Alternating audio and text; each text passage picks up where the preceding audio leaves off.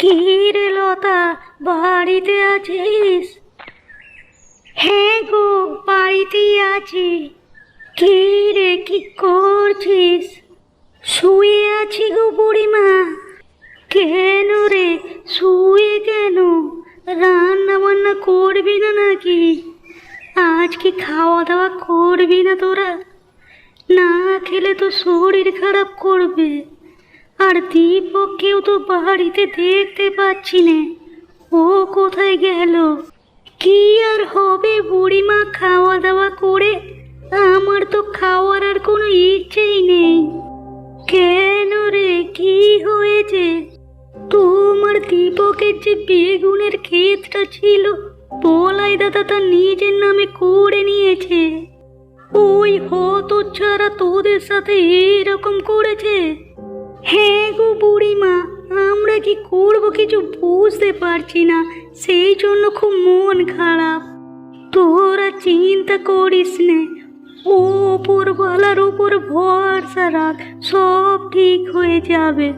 আর গ্রামের লোকেরা তো তোদের সাথে আছে, ও যতই জোরপূর্বক তোদের জমি ছিনিয়ে নিক না কেন, আমরা সবাই ওর বিরুদ্ধে রুখে দাঁড়াবো। ও তো তোমাদেরও ক্ষতি করে দেবে গো। ও নিয়ে তোকে এত চিন্তা করতে হবে না। ওই শয়তানটা একবার আসুক না, তারপর দেখ না আমরা কি করি। তুমি ঠিক বলছো বুড়িমা, আমাদের সব ঠিক হয়ে যাবে। হ্যাঁ, চিন্তা করিস নে, সব ঠিক হয়ে যাবে। নে, এবারে ওসব দুশ্চিন্তা ঝেড়ে ফেল দেখি। একটু স্বস্তি পেলাম গো বুড়িমা তোমার কথা শুনে। ঠিক আছে রে, আমি এখন আসি, অনেক বেলা হয়ে গেল। দাঁড়াও দাঁড়াও, দুটো খেয়ে যাও। আমার দাঁড়ালে হবে না রে মা, আমার অনেক কাজ আছে। তা বললে কি করে হবে? দুপুরবেলা তো আমি না খাইয়ে তোমাকে এভাবে বাড়ি থেকে যেতে দিতে পারি না। ঠিক আছে, এত করে যখন বলছিস, তখন এক মুঠো খেয়েই না হয় তোর বাড়ি থেকে যাব।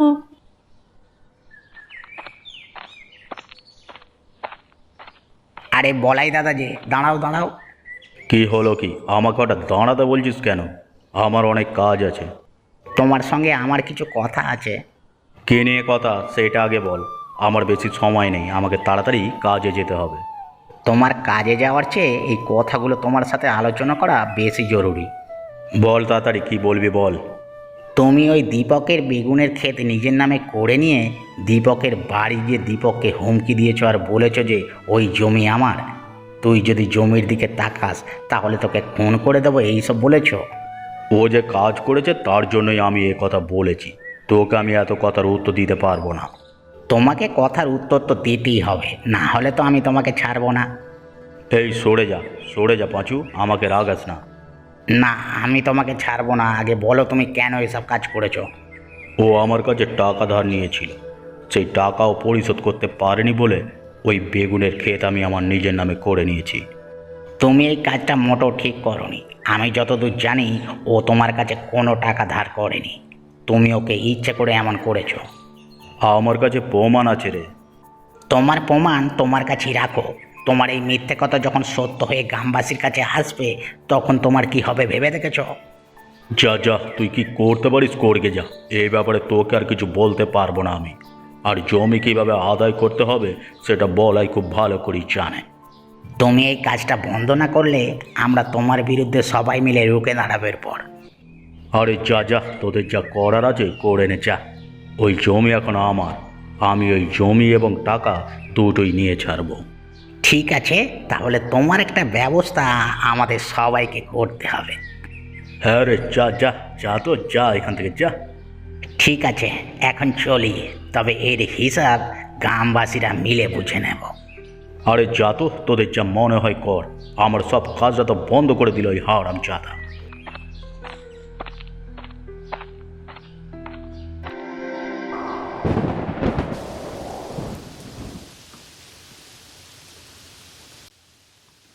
বাবু, সর্বনাশ হয়ে গেল যে। কি সর্বনাশ হয়ে গেল রে হতচ্ছাড়া? বাবু, আপনার আপনার ওই জমি জলের তলায় তলিয়ে গেল যে। এটা তুই কি বলছিস? বাবু আমি ওখান থেকেই দৌড়ে আপনার কাছে খবরটা দিতে এলাম। হে উপরওয়ালা, এ কি হলো? বাবু আপনাকে একটা কথা বলবো। কি বলবি বল। এটা আপনার কৃতকর্মের ফল বাবু। কি বলতে চাইছিস খোলসা করে বল। বাবু আপনি ওই জোর করে দীপকের জমিটা লিখিয়ে নিয়েছিলেন না, ওকে জমি ছাড়া করেছিলেন, হয়তো এটাই তার ফল। তো বেরা হারামজাদা। আপনি আমাকে মারলেন বাবু। হ্যাঁ তোকে মারলাম, তুই আমারই খেয়ে আমারই নিন্দে করছিস, আর আমার নামই বলছিস কিনা ওই সব কৃতকর্মের ফল। আমি আপনাকে সত্যি কথাই বলছি বাবু। হুম, তুই যা এখান থেকে, তোকে আর আমি সহ্য করতে পারছি না। চলে যাচ্ছি বাবু, এক্ষুনি চলে যাচ্ছি। আপনার কথা মতো আমি যে কাজ করে ভুল করেছি তা আমি এখন বুঝতে পারছি। শয়তান নেমক হারাম জানোয়ার, ওরে আমারই খেয়ে আমাকেই অপমান করছিস, তোকে আর জুতো পেটা করবো হয়। আমি অনেক ভুল করেছি, আর সেই ভুল করতে চাই না। তাই আজকে থেকে আমি আপনার আর কোনো কাজ করব না। আমি নিজে সৎভাবে থাকবো এবং সৎভাবেই বাঁচবো। আরে হ্যাঁ হ্যাঁ, যা যা, তোর মতো অনেক লোক আছে যারা কাজ করার জন্য মুখিয়ে আছে। ভাত চড়ালে কাগের অভাব হয় নাকি? আপনার এই পাপ কাজ কেউ করবে না বাবু। ঠিক আছে, তোর ব্যবস্থা পরে করছি, দাঁড়া। আপনি আমার কি করবেন বাবু? বড় জোর আমাকে মেরে ফেলবেন, এর বেশি তো আমার কিছু করতে পারবেন না। আমি আজ থেকে আপনার এই কাজ ছেড়ে দিয়ে চলে গেলাম। হ্যাঁ যান। মাথাটা পুরো ধরিয়ে দিয়ে গেল, দুধ কলা খাই আমি খালসা পুষেছিলাম তোর।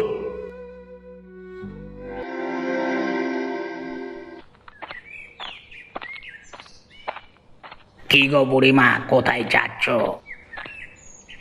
মুখ পোড়া, তুই আমার রাস্তা কাটার সময় পেলি নে? কি এমন কাজে যাচ্ছ যে তোমার রাস্তা কেটে ফেললাম? চুরি করতে যাচ্ছি। আমি তো একটা ছোট চোর, তুমি কি আমার থেকেও বড় চোর? এই হত ছাড়া, তুই যাবি নাকি লাঠির বাড়ি মারবো? তুমি লাঠির বাড়ি আমাকে মারতে পারবে না, কারণ তুমি তো ঠিকঠাক করে চলতেই পারো না। আমি কিন্তু রেগে যাচ্ছি খগেন। তোমার সেই মাছ ধরার কথাটা মনে আছে? সে আর মনে থাকবে না? তুই যা করেছিলিস সে আর বলার মতো না। মাছ ধরতে গিয়ে এক প্রকার তো মাছের মালিকের হাতে আমাকে মেরেই ফেলেছিলিস। আরে আমার কেমন কাপড়টা খুলে গিয়েছিল বলো? তুই হচ্ছিস এক নম্বরের ভিতর ডিম। খারাপ হয়ে যাচ্ছে কিন্তু আমাকে একদম ভিতর ডিম বলবে না, আমার অনেক সাহস। তোর কত সাহস সে আমার জানা আছে। একটা ব্যাংক দেখে ভয় পায়, সে আবার বলে কিনা আমার কত সাহস। তুমিও তো আরশোলাকে দেখে ভয়ে মরে যাও। খুব খারাপ হয়ে যাচ্ছে কিন্তু খগেন। তুমি যখন বললে তখন কোনো দোষ নেই, আর আমি বললেই দোষ নাকি? হ্যাঁ, তোর বইয়ের ঝাঁটা খাওয়ার কথা মনে আছে? তোমার ওই লুকিয়ে লুকিয়ে মিষ্টি খাওয়ার কথাটা মনে আছে? খগেন খুব খারাপ হয়ে যাচ্ছে বলে দিচ্ছি। না না বুড়িমা, কিছু খারাপ হচ্ছে না। আমি তো বলবোই, তুমি যখন আমাকে বললে তার বেলায় কিছু না। বেশ বেশ ঠিক আছে, তোকে আর কিছু বলতে হবে না। চ, আমাকে এবার কাজে যেতে হবে। হ্যাঁ হ্যাঁ, আমি আর তোমাকে কিছু বলবো না, তুমি যাও। আমি যাই দেখি কিছু কাজ করা যায় কিনা। ঠিক আছে তবে চলি।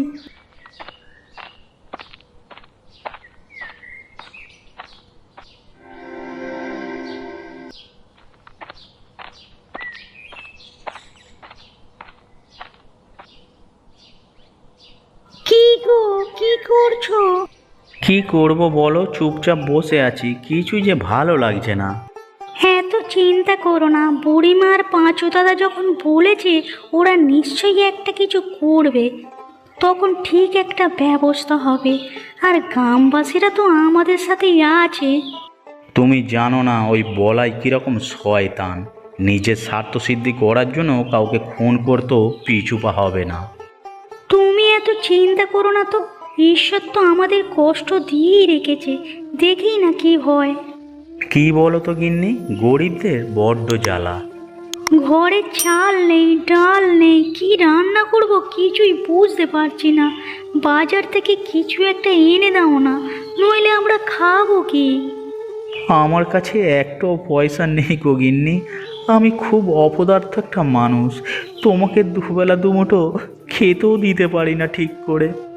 চোখের জল মোছো, এত কষ্ট পেও না, সব ঠিক হয়ে যাবে। আর কি ঠিক হবে গো গিন্নি? আমার যার বলার মতো কোনো ভাষাই নেই। দীপক ভাই বাড়িতে আছো? কে? আছি, বাড়িতে আছি, ঘরের ভিতরে এসো।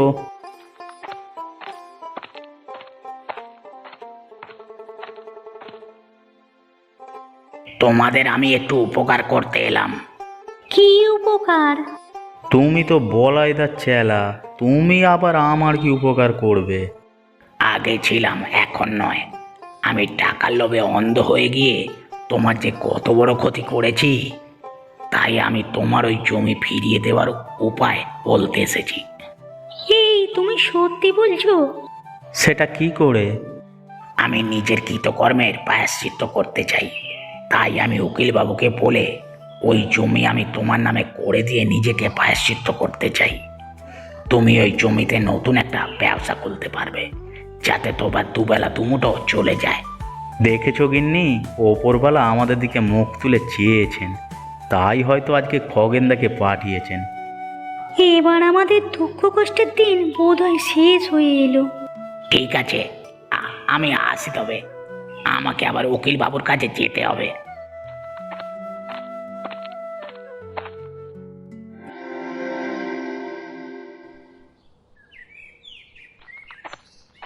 আয় আয়, আমি জানতাম তুই আমার কাছে কাজের জন্য অবশ্যই আসবি, কারণ আমি ছাড়া তো তোর চলবেই না।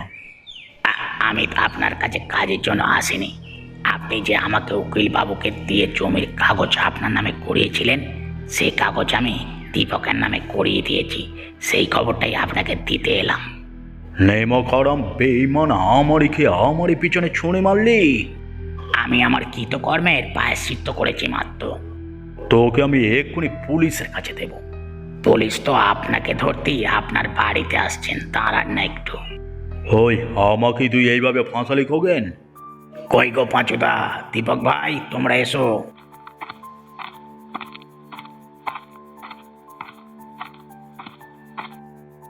ছি ছি ছি ছি, তুমি যে আমার সাথে এরকম করবে ভাবতেও পারিনি জীবনে। আমি আপনাকে বড় দাদার চোখে দেখতাম, আপনি আমার এত বড় সর্বনাশ নাই বা করতেন। আজকে খগেন না থাকলে আমি তো পথের ভিখারি হয়ে যেতাম। দাঁড়াগা বাবু, ওনাকে থানায় নিয়ে যান আর ওনার কৃতকর্মের শাস্তি দিন। আমার বড় ভুল হয়ে গেছে, আমাকে ছেড়ে দাও।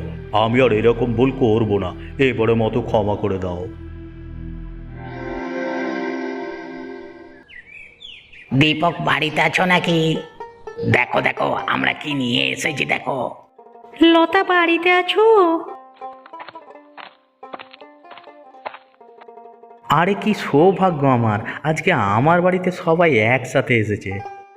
আজকে কিন্তু দীপক দা, আমরা মাংস দিয়ে ভাত খেয়ে তবে এখান থেকে যাব। হ্যাঁ, আমিও খাবো। আমি কি বাদ নাকি? ছি ছি ছি, ও কি কথা!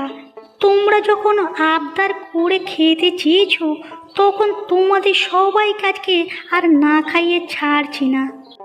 নাও নাও গিন্নি, ঝটপট তাহলে রান্না সেরে ফেলো।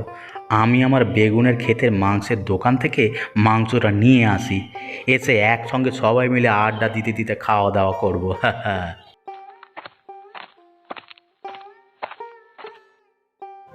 আমি কি বাদ নাকি? আমিও এই পিকনিকে অংশগ্রহণ করতে চাই।